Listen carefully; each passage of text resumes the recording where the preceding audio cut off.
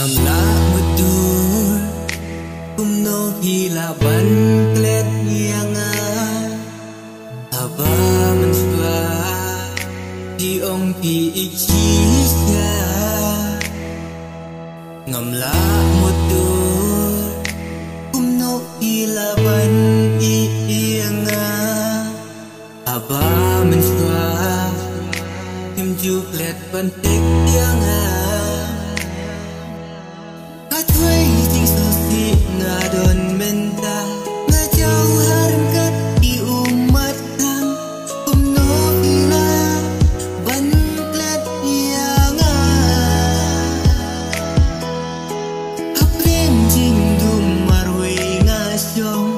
jing kular ka jong ki katla kumpang ba yanga ila ben mo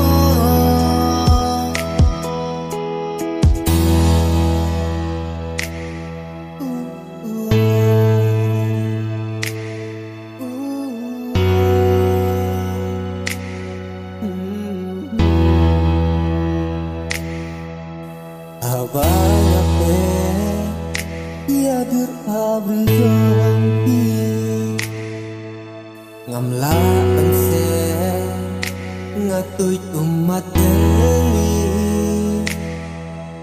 manla kami ngajukin mau yapi namar ngada dan kami yapi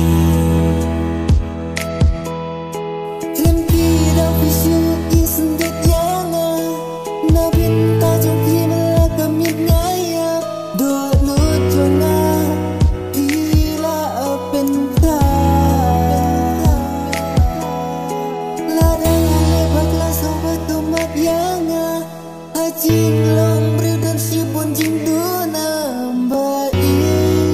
wat i se